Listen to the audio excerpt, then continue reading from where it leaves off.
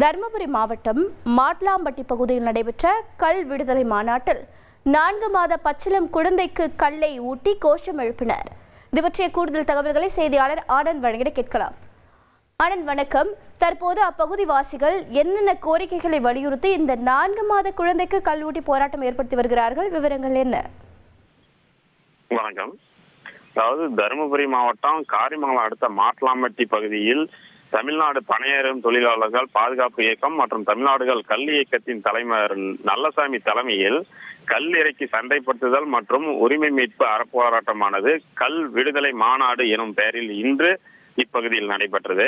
இந்த மாநாட்டில் தமிழகத்தில் உள்ள பனைமர கல்லுக்கு தடையுள்ள நிலையில் பல்வேறு விவசாய சங்கங்களும் அமைப்புகளும் தடையை நீக்க கோரி பல்வேறு போராட்டங்களை நடத்தியதாகவும், இருப்பினும் தமிழக அரசு இதற்கு செவி சாய்க்கவில்லை என்றும், இச்சூழலில் கல்லுக்கான தடையை நீக்கி விவசாயிகள் பொதுமக்கள் பயன்பெறும் வகையில் கல்லை உணவாக அறிமுகப்படுத்த வேண்டும் என்ற அரசியலமைப்பு சட்ட நடைமுறையை அமல்படுத்த வலியுறுத்தி தமிழக விவசாயிகள் பாதுகாப்பு சங்கம் சார்பில் கல் விடுதலை மாநாடு நடைபெற்றது. இந்த நிகழ்ச்சியில் தொடக்கமாக பனையேறிகள் பனைமரத்திலிருந்து கல் இறக்க வேண்டி பனைமரத்தின் கல் கொண்டு அபிஷேகம் செய்து படையலிட்டு அதன் பிறகு பூஜை செய்து பானையில் கல்லை தலையில் சுமந்தபடி ஊர்வலமாக சென்றனர்.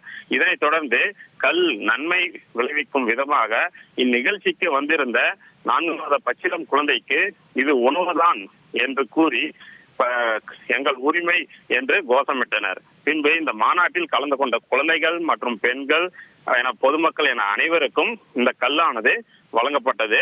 இந்த ஒரு 300க்கும் மேற்பட்டோர் இந்த போராட்டத்தில் பாத்தீங்கன்னா கலந்து கொண்டனர்.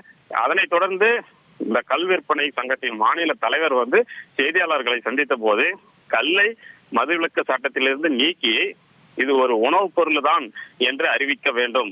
ஒட்டுமொத்த உலகமும் இந்த பனங்கல்லை உணவு என்று கூறி வரும் நிலையில் சில அரசியல் கட்சி தலைவர்கள் மட்டும் இதை போதைப் பொருள் என்று கூறி வருகின்றனர். எனவே இந்த கல் தடையை நீக்கி அறிவிக்காவிட்டால் வரும் சட்டமன்ற தேர்தலில் சங்கங்களை சேர்ந்த விவசாயிகள் மற்றும் பனையேறிகள் என 3 கோடி பேர் உள்ளதாகவும் அவர்கள் அனைவரும் இத்தேர்தலை புறக்கணிக்க இருப்பதாகவும் எச்சரிக்கை விடுத்தார். நல்லசாமி. தெளிவான தகவல்களுக்கு நன்றி ஆனந்த். தவிர்க்க முடியாத தம்ப்நெயில்ஸ், கலக்கலான கண்டென்ட்ஸ், சினிமாவும் சீரியஸ் பிரச்சனைகளும், சும்மாவே ராம்சரண் தளபதி விஜய் எப்படா பெரிய கலகலப்பும் கைகலப்பும். Me too love you. Thank you அவர்களை மாஸ் ஏத்துறது ஏற்ற தெரிக்குதுனாலே டன் தான். பிரேக்கே இல்லாமல் பிரேக்கிங் நியூஸ் சொல்லும் தந்தி டிவி ஆப்.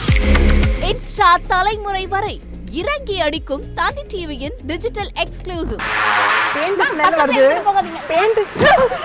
பாடி காமிச்சீங்க, அது அதை விட மோசம். இல்ல பாடி காமிச்சீங்கன்னா அது இன்னும் வெரி பேட். தந்தி டிவி ஆப்பை இலவசமா டவுன்லோட் செய்யுங்க.